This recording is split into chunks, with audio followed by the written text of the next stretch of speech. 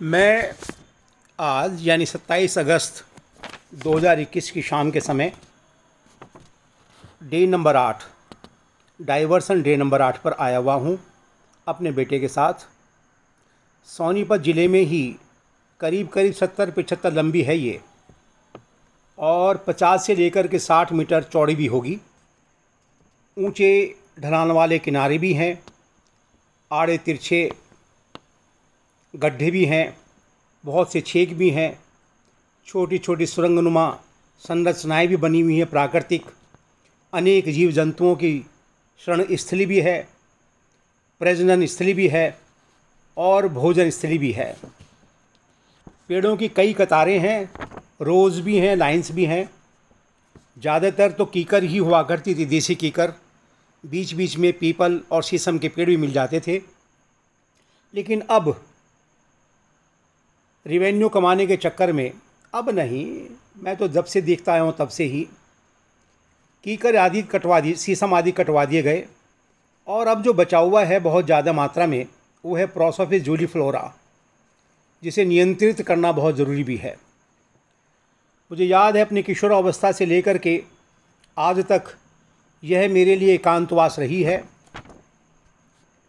सरकारी है ये, इसलिए जगह तो यहाँ पे मैं नहीं खरीद सकता, लेकिन अनेकों बार मन में आया कि यहाँ पे एक झोंपड़ी बना करके मैं रहूँ। रातों को कई रातें मैंने यहाँ गुजारी हैं टेंट लगा करके। कुछ मेरे मित्र भी यहाँ पे आके रहे हैं, पक्षी प्रेमी भी और साहित्यकार मित्र भी। बड़े उल्लुओं की प्रजातियाँ मैंने सबसे पहले यहीं देखी थी। और यूँ कहूँ कि ये मेरी नर्सरी रही है बर्ड वाचिंग की, तो पूरा सच नहीं होगा, क्योंकि नर्सरी ही नहीं, ये मेरे लिए कॉलेज भी रहा है बर्ड वाचिंग का।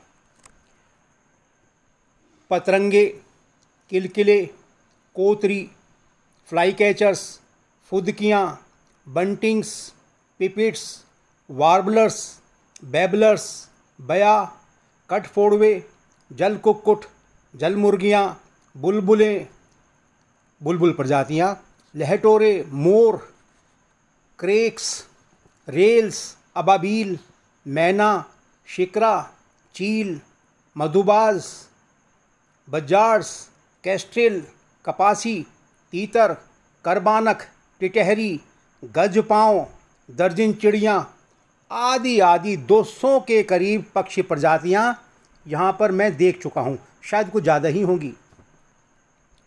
इनके अलावा रेप्टाइल्स हैं, मैमल्स हैं, इंसेक्ट्स हैं, बटरफ्लाइज हैं, वो भी यहाँ मिल जाते हैं। लेकिन डे नंबर 8 के पर खतरे भी हैं।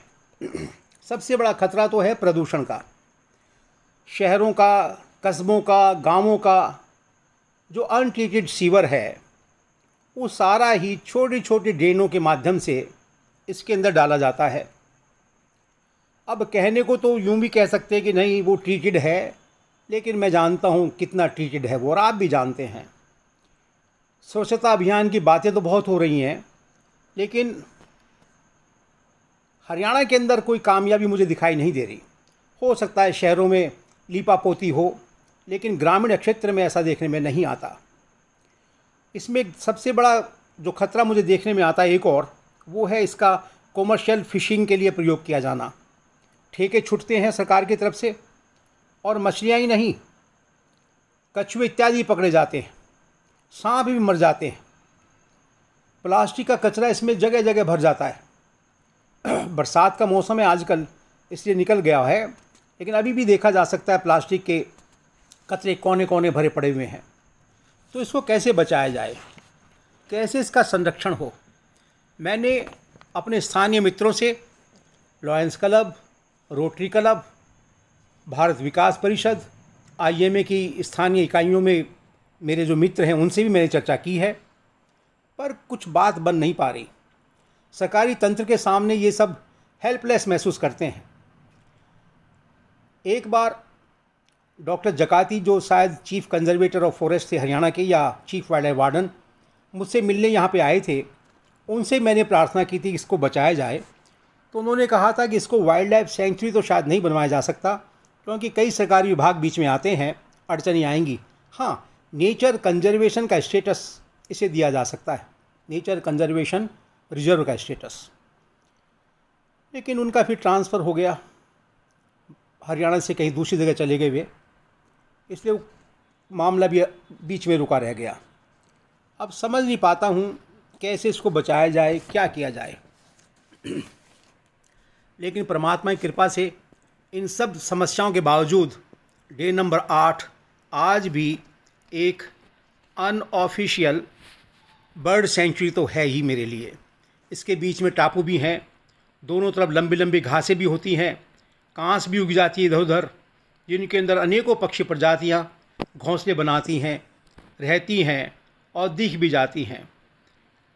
और बड़ी सबसे अच्छी बात यह कि जब भी मैं यहाँ आता हूँ, इसके किनारे खड़ा होता हूँ, तो पक्षी नहीं, इसको देख कर के ही शांति सी मिल जाती है।